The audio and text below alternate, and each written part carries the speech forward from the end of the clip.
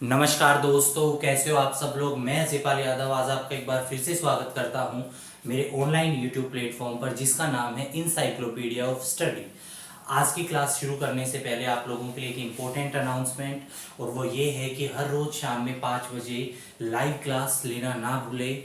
हमारे YouTube channel पर Haryana special जो आपके एग्ज़ाम्स हैं उनके लिए क्लासेस हर रोज़ शाम को 5 बजे ऑर्गेनाइज की जाती है। सो प्लीज़ उस क्लास को ज़्यादा से ज़्यादा लेने की कोशिश कीजिएगा। चलिएगा, आज की क्लास स्टार्ट करते हैं। आज की क्लास में हम इकोनॉमिक्स या अर्थशास्त्र के बारे में पढ़ेंगे।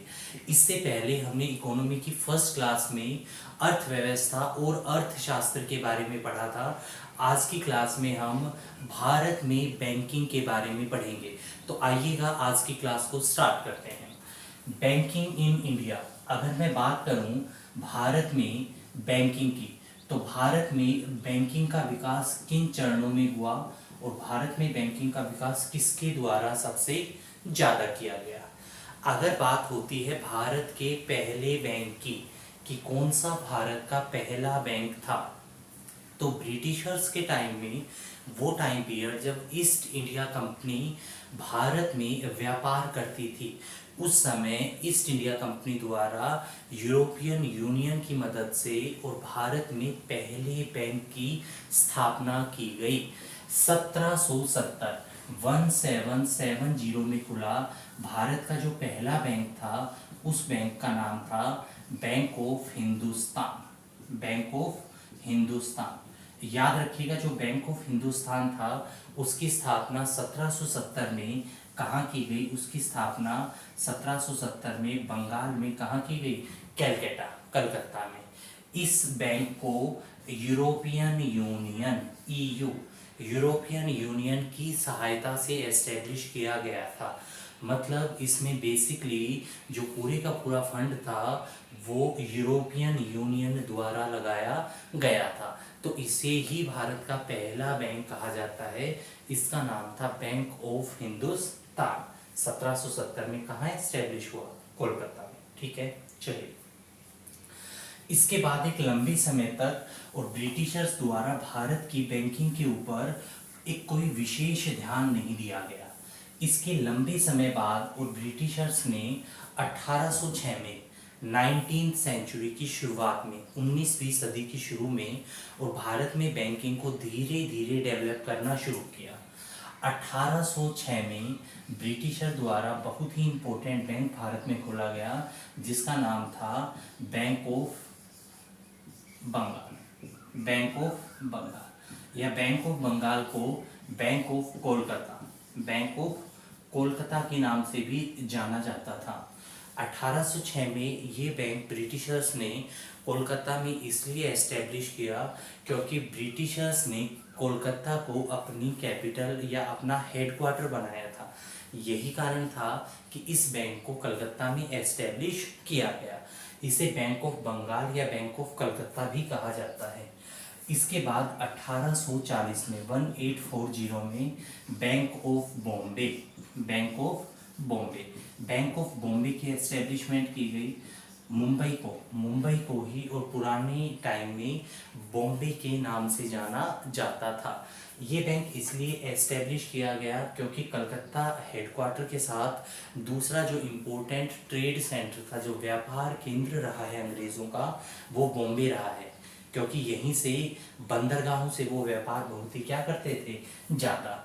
और थर्ड नंबर पे 1843 में जो उन्होंने एस्टेब्लिश किया उसका नाम था बैंक ऑफ मद्रास पुराना नाम है किसका, चेन्नई का।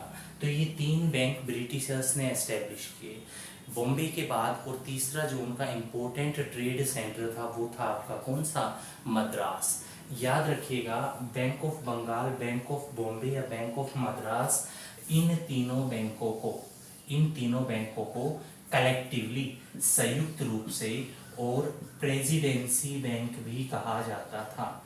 इन्हें प्रेसिडेंसी बैंक इसलिए कहा जाता था क्योंकि ये तीनों ऐसी जगह पे थी जो उस समय सीधा गवर्नर जनरल के अंडर होती थी। और गवर्नर जनरल की ठीक वही पोजीशन है आज जो हमारे देश की राष्ट्रपति की है। इसीलिए इन जगहों को प्रेसिडेंसी स्टेट कहा जाता था। कोलकाता को, बॉम्बे को और मद्रास को। इसीलिए इन तीनों बैंकों को कोलेक्टिवली किस नाम से जाना जाता था? इन तीनों का कोलेक्टिवली नाम था क्या? Presidency bank. आप स्क्रीनशॉट लेना चाहें तो ले सकते हैं, फिर हम आगे चलेंगे। ठीक है, अगर मैं बात करूं तो 1923 के आसपास आते आते और क्या हुआ कि ब्रिटेन विश्व के लगभग 70 से अधिक देशों पे राज करता था, लेकिन ज़्यादातर देश ब्रिटेन के चंगुल से अब धीरे धीरे इंडिपेंडेंट या आज़ाद होने लगे। अब ब्रिटेन जैसे छोटे देश के सामने जो सबसे बड़ी समस्या थी वो ये समस्या थी कि इन छोटे देशों में करेंसी की सप्लाई किस तरह की जाए। क्यों? क्योंकि एक इतना छोटा देश इतनी बड़े देशों में वो करेंसी की सप्लाई नहीं कर सकता था।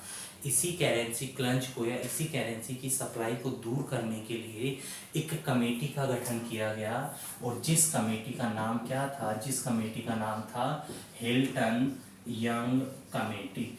इसे हिल्टन यंग कमेटी इसलिए कहा गया क्योंकि जो इसके चेयरमैन रहे हैं, जो इसके अध्यक्ष रहे हैं, उनका नाम हिल्टन यंग था। इसलिए इस कमेटी का भी नाम क्या पड़ा? Hilton young committee. Hilton young committee थी, इसने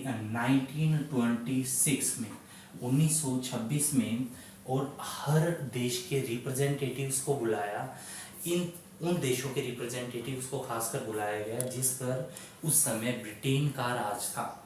और इस बैठक का, इस कमेटी का एक कंक्लूजन ये निकला कि जो भी देश जिस पर ब्रिटेन इस समय राज कर रहा है वो सभी देश अपने यहाँ पर एक एक सेंट्रल बैंक या केंद्रीय बैंक का निर्माण करें। याद रखिएगा, जो भी केंद्रीय बैंक या जो भी सेंट्रल बैंक उस समय बने वो सब के सब सेंट्रल बैंक किसकी सिफारिश या रिकमेंडेशन पर बने थे? हिल्टन यंग कमेटी की सिफारिश पर। तो इस समय ब्रिटिशर्स भी गए थे इंडिया की तरफ से, उन्होंने रिप्रेजेंट किया था भारत को। तो उनके सामने भी एक इशू था और वो ये था कि उनको भी और एक सेंट्रल बैंक का निर्माण करना था। क्यों? सेंट्रल बैंक के आज बहुत से फंक्शन हैं, लेकिन उस समय खाली एक ही फंक्शन होता था और वो होता था करेंसी इशू करना। करेंसी इसलिए कि अगर सेंट्रल बैंक अपनी खुद की करेंसी इशू कर देगा तो ब्रिटिशर्स को इस चीज़ से छुटकारा मिल जाएगा कि उस देश को छोड़ने के बाद उनको वहाँ पे करेंसी की सप्लाई करने की कोई ज़रूरत नहीं थी। यही रीज़न था कि 1926 में और ब्रिटिशर्स ने क्या किया, उन्होंने जो आपके प्रेसिडेंसी बैंक थे, और मैंने आपको बता दिया प्रेसिडेंसी बैंक आपके कितने बैंक रहे हैं? 3। इन तीनों के तीनों प्रेसिडेंसी बैंक को मर्ज कर दिया। मर्ज कर दिया का मतलब है क्या कर दिया? मिला दिया। चूंकि ये बहुत बड़े बड़े बैंक थे, यही कारण था कि मर्ज होकर के जो बैंक बना वो बैंक भी काफ़ी बड़ा था। और मर्ज होने के बाद इन तीनों बैंकों का नाम रख दिया गया imperial bank of India. Imperial bank of India. और इंपीरियल बैंक ऑफ इंडिया को 1926 में भारत का केंद्रीय बैंक या क्या बना दिया गया? Central bank. याद रखिएगा, भारत का पहला सेंट्रल बैंक कौन सा था? Imperial bank of India. इसे प्रेसिडेंसी बैंकों को मर्ज करके बनाया गया था। और अगर आपसे कोई ये पूछता है कि भारत की पहली करेंसी इशू किसने की थी सेंट्रल बैंक ने, तो भारत की जो पहली 1926 के बाद जो करेंसी इशू हुई है उसे किया है इंपीरियल बैंक ऑफ इंडिया ने, और ये भारत का पहला सेंट्रल बैंक था।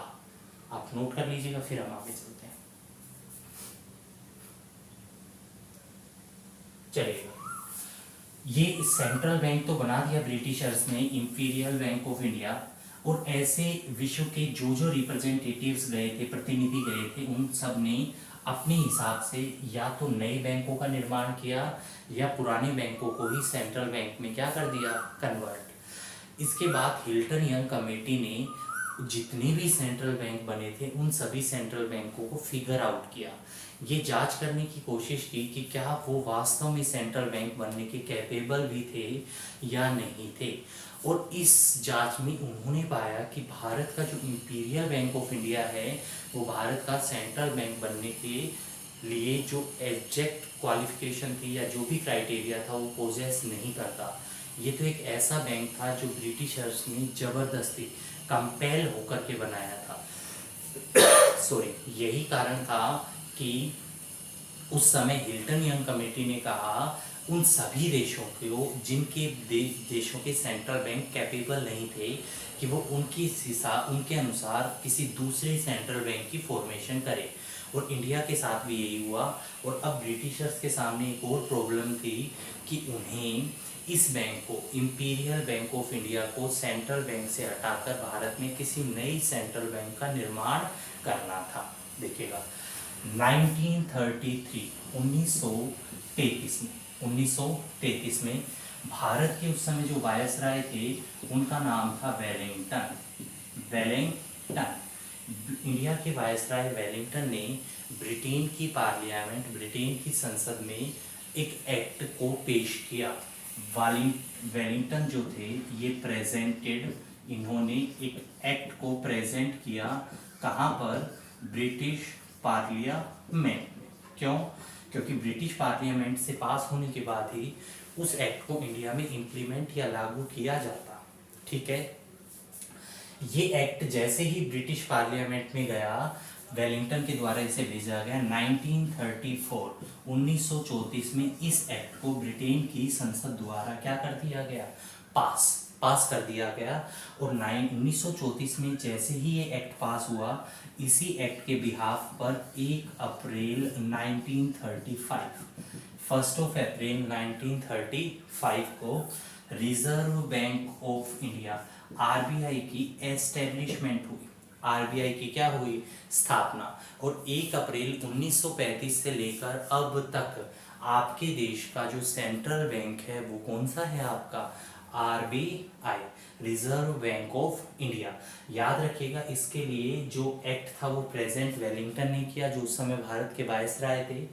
34 में इस एक्ट को ब्रिटेन की संसद द्वारा पास कर दिया गया और 1 अप्रैल 1935 को गठन हो गया रिजर्व बैंक ऑफ इंडिया का। इसके गठन होने से पहले 1935 से पहले, 1 अप्रैल से पहले, इंपीरियल बैंक ऑफ इंडिया ही भारत का सेंट्रल बैंक था। याद रखिएगा, जैसे ही ये बना तो उसके साथ ही इंपीरियल बैंक ऑफ इंडिया का जो सेंट्रल बैंक का टैग था वो उससे क्या ले लिया गया? वापस। और आपसे अगर कोई ये भी पूछता है कि आरबीआई का गठन किस कमेटी की सिफारिश पे हुआ, तो याद रखिएगा इसका गठन हिल्टन यंग कमेटी की रिकमेंडेशन या सिफारिश पर हुआ। ठीक है, आप नोट कीजिएगा, उसके बाद हम आगे चलते हैं। चलिएगा, अगर हम बात करें, आरबीआई बन गया। आरबीआई भारत का सेंट्रल बैंक था। आरबीआई भारत का क्या था? केंद्रीय बैंक। अब एक और बैंक बच गया था, वो था आपका इंपीरियल बैंक ऑफ इंडिया। चूंकि ये भारत का एक बहुत ही बड़ा बैंक था। 1947 में भारत आज़ाद हो जाता है और आज़ादी के बाद जो आपका imperial bank of India, imperial bank of India था, इंपीरियल बैंक ऑफ इंडिया को ही 1 जुलाई 1955 को कन्वर्ट कर दिया जाता है। किसमें? State bank of India. याद रखिएगा, 1 जुलाई 1955 को इंपीरियल बैंक ऑफ इंडिया को ही कन्वर्ट कर दिया जाता है। किसमें? स्टेट बैंक ऑफ इंडिया में, एसबीआई। तो आज जो आपका एसबीआई है किसी टाइम पीरियड में वो ही आपका क्या था? इंपीरियल बैंक ऑफ इंडिया था। आई होप कि आपको यहाँ तक की क्लास समझ आई होगी। अगर आपको ये क्लास अच्छी लगी है तो प्लीज़ इसे ज़्यादा से ज़्यादा शेयर कीजिएगा, ज़्यादा से ज़्यादा चैनल को सब्सक्राइब कीजिएगा और हमारी 5 बजे की हरियाणा स्पेशल लाइव क्लासेस को देखना बिल्कुल भी ना भूलें। अगली क्लास में, कल की क्लास में, और हम reserve bank of India RBI और उसके फंक्शंस के बारे में कंप्लीट डिटेल में पढ़ेंगे। इसी के साथ आज की क्लास को यहीं पे वाइंड अप करते हैं। Thank you. जय हिंद, जय भारत।